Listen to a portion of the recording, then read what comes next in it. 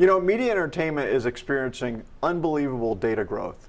And traditional enterprises can learn a lot from what's happening in the media entertainment space. But specifically, media entertainment organizations really have to come to grips with not only how data is being created and the rate it's being created, but also how they resolve some of the distribution issues related to data.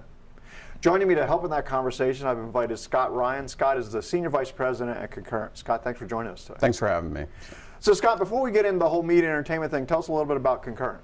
So Concurrent's actually a company that's been around for a while. We're about a 50-year-old company. Okay. About half of our business comes from revenue in the media and entertainment space. The other half of the revenue comes from actually defense and other technologies that are historical parts of what we've done. So we focus heavily on real-time technologies, and as video as a real-time technology type, we've been in the video part of the business for about 2 decades, doing storage and delivery products. Okay, great.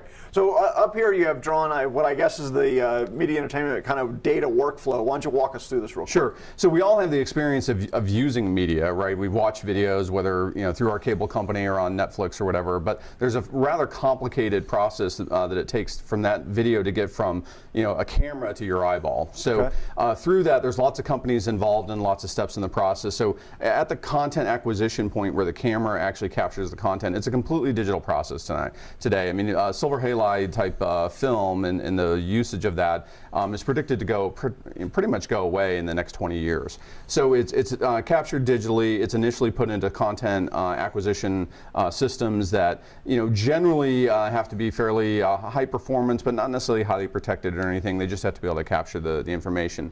Once the initial video is caught, from the camera, it then moves on into some sort of post-production facility. Sometimes this will be the same company. Oftentimes it's a different company that will do post-production. And this is, where different audio is added, where Foley type work is done, where CGI work or motion capture work might be processed on computers. Once it gets to sort of a final state from the content owner, it's then ready for distribution. And so there's sort of in the video world kind of the concept of sort of wholesale distribution and retail distribution. Okay. And the wholesale, is just sort of called generally content distribution. A lot of companies in this space, none of which are probably household names, but this whole area is the backroom operation for television and cable, typically for you able to get your video. That then is a global process to get content distributed out. This is where typically content gets archived for long-term use. So if a new Brady Bunch episode someone wants to watch eventually, it's going to actually be sitting here in this content distribution part of the channel, not further back. Okay. And then eventually it goes out to the delivery, the content delivery section. This is sort of the retail part of it. So, whether it's a Netflix or whether it's a Cox Communications cable company, it eventually gets delivered into this network, and there are storage systems as well as streaming systems that will get that to the end users. And we sort of put up, kind of one eyeball. Obviously, there's a lot of users on a lot of different devices that are now consuming content that pushes all the way through this chain. And that's really one of the compelling challenges nowadays, right? That the guys that distribute don't really know when it's going to be watched, where 20 years ago you just turned on CBS and that's what you were going to watch that day. Absolutely. I mean, the age of linear television is obviously potentially coming to an end. If not to an end, it's completely being augmented by other forms of watching content, right? Everywhere from being able to record it onto a DVR and then just be able to watch it later to this whole concept we talked about of binge watching, right? Where instead of a series coming out 1 week at a time and being serially sort of allocated to us, right. Binge watching is now a big part of how content gets consumed. Yeah, they just drop the whole bucket on you. Yeah. So now each one of these columns here, I assume, do they each have a unique storage requirement? So historically, this seems to be fairly well broken into different storage, and certainly different software that processes the video, as well as different storage systems that store that video. What we're seeing in the market is that there's a consolidation capability happening with new types of storage technologies that allow you to be more flexibly deliver to the requirements in each one of these areas, so that you can consolidate storage systems. But just taking content delivery to at the tail end over here to start with, I mean, right here there's as many as 4 different storage systems that just handle the storage, not only storage systems, but caching layers that just handle it on delivery to the end user. So content comes in, it comes into what's called a gold copy pool. which is just the mezzanine format of a high quality video that can then be transcoded into lots of different formats.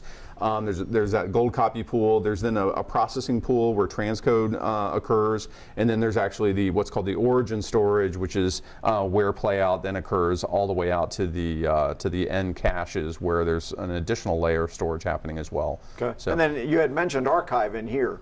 Right. So archive, you've got sort of traditional tape archive. You've got what is increasingly now online archive. So there's offline archives. And there's the nearline archive, and really above this, there's actually other storage systems that are for processing. There's sort of live processing. So interestingly, every step of the way, the video gets changed. So like the metadata gets changed, the tagging gets changed, sometimes it's actually transcoded into a different data rate. So when you're doing that, you again need a high performance system to be able to do that, and then it's either moved to offline or nearline archive. Right, and I assume this eyeball problem that we have over here is driving a lot of that too, right? Because offline, if I'm going to click something on my iPad, I'm not going to want to wait for a tape to load to restore the movie I want to watch, right? Yeah, exactly, and it's interesting. We have customers that we've just been talking to who are trying to move more and more of their content from offline to nearline, because the content owners know that there are people that want to see that content, and if it was available online so that people could view it instead of waiting for it to be pulled off of a tape, there's actually opportunities Sure. to be able to sell that. Now, so what you're saying though is that the media and entertainment guys are looking for ways to consolidate more of this onto a single storage platform or fewer storage platforms? Well, exactly. So they're always looking for ways to save on cost, because some of the big factors that are affecting them is there's sort of this performance problem that they have, and performance at a particular cost is a major issue. Sure. As you move from we've been in SD, moving to HD, moving to 4K, moving to 8K. Every time you make one of these changes, the amount of storage that's required obviously goes up incredibly. There's also format changes. So as you go from traditional RTSP type streaming to HLS and other forms of streaming, you get multiple copies that have to get created to be able to be seen by the end user. All of this leads to sort of an explosion of additional data and additional storage that's required to store all this media. So these content owners are looking for ways to more cost effectively be able to handle all of this content, actually moving more and more of it online into what has been traditionally more expensive than offline storage. And so performance is a big issue in that regard, and I should say performance at a particular cost to be able to deliver this content. As you look at in this part of the chain, the big thing here really is speed. It's all about, I'm now going to be working with a raw video file type. I need to be able to read that off of disk or off of SSD, be able to process it in some sort of nonlinear type editing tool, and then commit it back to disk. As you are talking about moving with raw 8K versus raw SD, the requirements that are placed on the storage system to be able to handle that go up, not in a linear way, but in a curve that is more geometric. So then we've got sort of an archive and distribution challenge here. We've got a high performance challenge here. From just in wrapping up, when you guys are at Concurrent or trying to solve this problem, what do you guys typically do? Concurrent is primarily playing in these two parts of the value chain. Okay. We're not playing as much in this part of the value chain. Actually, when you look at the overall market, the money in storage for us is really at this part of the chain. I was going to say the bulk of the data probably is down here too, right? The bulk of it, there's obviously from our standpoint a willingness to pay. It needs to be highly protected, so you have to have sophisticated protection schemes to be able to win, especially in this archive arena. If that's going to be the official copy of the Brady Bunch that's going to be maintained for the next 20 years, right, you want to make certain that it's going to be kept, and you may even have multiple copies globally to keep it.